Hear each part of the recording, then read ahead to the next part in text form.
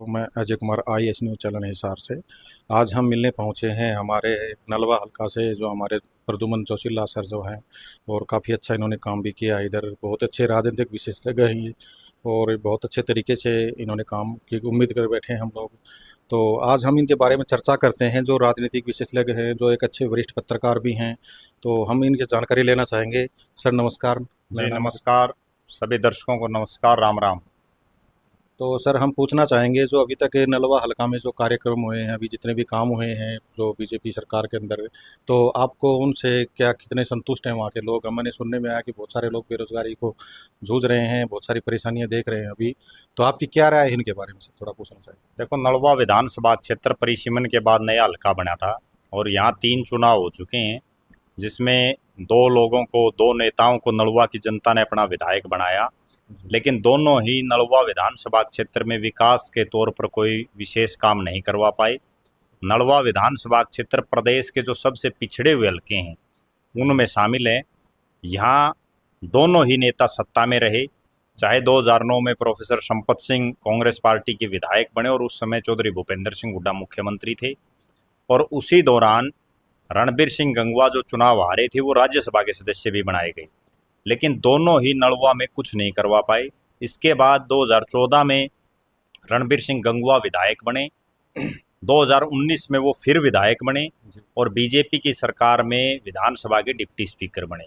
इन सब के बावजूद नलवा में ना कहीं कोई रोड बन पाया, ना कोई गलियां बन पाई, ना कोई स्कूल, कॉलेज, हॉस्पिटल, और सबसे बड़ी समस्या, नलवा जैसा इस ग्रामीण जो विधानसभा क्षेत्र है जिसमें एक बहुत बड़ा हिस्सा गांव का आता है, वो बेरोजगारी के मामले में चरम सीमा पर है।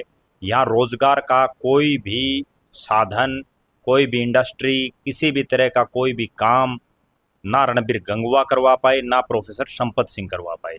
और एक बहुत बड़ा जो इस विधानसभा क्षेत्र में सिस्टम रहा वो ये रहा कि 2019 के विधानसभा चुनाव में जो 3 नेता पहले, दूसरे और तीसरे स्थान पर रहे, जिनको 99% के आसपास या 98% के आसपास वोट मत मिले इस हल्के की जनता ने दिए, वो जो तीनों प्रत्याशी थे उसमें रणबीर सिंह गंगवा जो यहाँ से विधायक बने, रणधीर सिंह पनियार जो कांग्रेस के प्रत्याशी थे, उसके बाद वो भी बीजेपी में चले गए, और वीरेंद्र चौधरी जो जेजेपी के प्रत्याशी थे उनका भी सरकार में हिस्सा था। तीनों बड़े नेता सरकार में होने के बावजूद नलवा विधानसभा के तमाम जो विकास के काम हैं वो कुछ भी वो नहीं करवा पाए। यहाँ तक कि जो मुख्य सड़कें और जो लिंक रोड हैं वो तमाम टूटे हुए हैं। पानी से त्राई त्राई लोग कर रहे हैं, पीने का पानी भी नहीं है बहुत से क्षेत्र में। और नलवा में एक बहुत बड़ा जो क्षेत्र है जिसमें रेतीली ज़मीन, जो टिब्बा जिसको हम बोलते हैं, वो है, वहाँ पानी की भी कोई व्यवस्था ये तीनों नेता मिलकर के नहीं करवा पाए। इसके अलावा इस पूरे विधानसभा क्षेत्र में चाहे हम चिकित्सा की बात करें, चाहे हम पढ़ाई की बात करें, चाहे हम रोजगार की बात करें, तमाम जो है तीनों ही नेता और इससे पहले प्रोफेसर संपत सिंह भी टोटली फेलियर साबित हुए।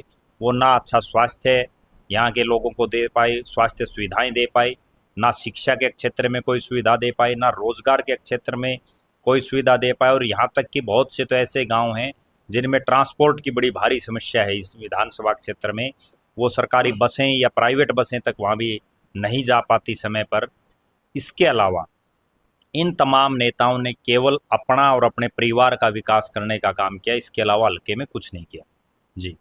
तो सर मैं पूछना चाहूँगा, अभी आप MLA उम्मीदवार के पद से आप अभी हैं, जी। तो आप किस पार्टी में, आपकी जो राय बनती है सूत्रों के हवाले में बात करना चाहूँगा कि आपको क्या लगता है कि कौन सी पार्टी आगे आकर के आप जिसमें आप जाना चाहेंगे, आपको लग रहा है? थोड़ा देखो उसके बारे में जानकारी। देखो अभी 2 ढाई महीने के बाद चुनाव डिक्लेयर होगा, उसके बाद टिकटें बटेंगी। अभी कहाँ क्या होगा राजनीति में वो कहना बड़ा असंभव है, क्योंकि राजनीति संभावनाओं का खेल है। और मेरा ऐसा मानना है कि इतना तो निश्चित है, मैं जहाँ भी जाऊँगा वहाँ कम से कम नलवा विधानसभा क्षेत्र के जो मतदाता हैं वो गर्व और गौरव महसूस करेंगे।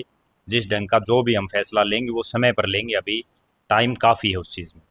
सर मैं पूछना चाहूँगा कि आपने देख रहे होंगे कि इस सरकार के अंदर पिछले 10 सालों से बेरोजगारों की भी बहुत ज़्यादा दिक्कतें आई, बेरोजगारी जो बता रहे हैं, क्योंकि नौकरियां प्राप्त नहीं हो रही हैं अभी।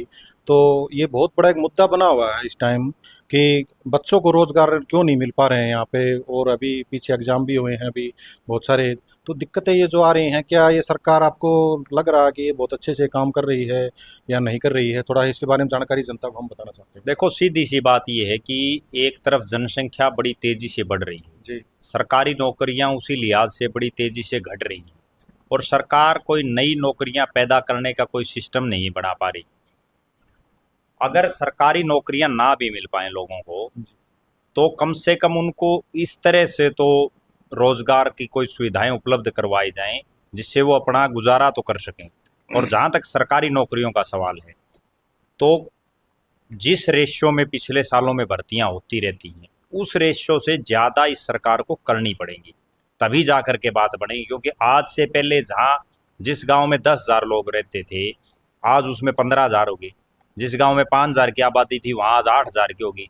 तो पॉपुलेशन जो बढ़ रही है, सरकार को भी या तो जनसंख्या पर नियंत्रण सरकार करे, या सरकार जो है ज़्यादा से ज़्यादा नौकरियां निकाले। वो सरकारी नौकरियां तो सरकार देगी, और प्राइवेट एक और बहुत बड़ी चीज़ ये होती है जिसमें नलवा हल्के के नेता टोटली फेलियर रहे, वो ये है कि यहाँ कोई प्राइवेट इंडस्ट्री लगे, कोई लिमिटेड इंडस्ट्री लगे।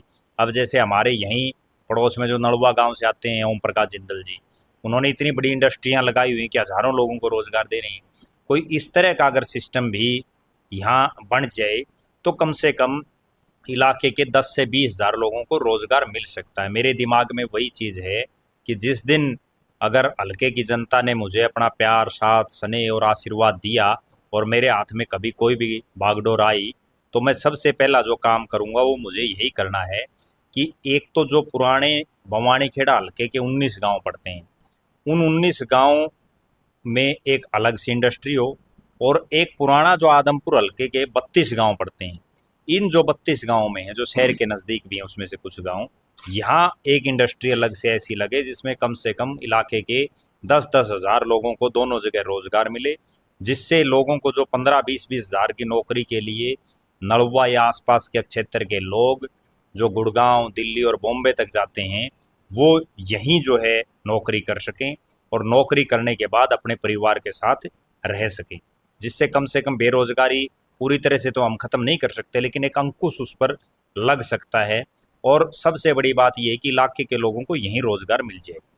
जी दोस्तों देखो, आपने सुना होगा आज प्रद्युमन जोशीला नलवा हल्का से, जो हमारे एक अच्छे राजनीतिक विशेषज्ञ हैं, और बहुत ही अच्छी इन्होंने जानकारी दी है। बेरोजगार जो लड़के लड़कियां जितने भी हैं, बहुत अच्छे तरीके से उन्होंने हमारा आज परिचय दिया अपना, और बड़ी खुशी हुई हमें मिलकर इनके साथ में।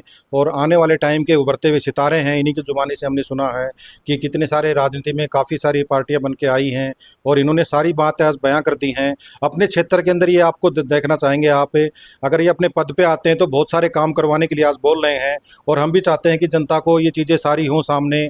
जब तक किसी को मौका नहीं मिलता तब तक ये हम चीज़ें क्लियर नहीं कर सकते हैं। आज सर ने सरेआम कह रहे हैं कि हम यहाँ पे एक बार अगर जनता मुझे मौका देती है, और काफ़ी इनकी तारीफ़ें सुनते हैं, और सारी बहुत सारी परेशानियाँ लेकर के ये आज यहाँ पे बता रहे हैं हमें, अपने क्षेत्र की बता रहे हैं हमें।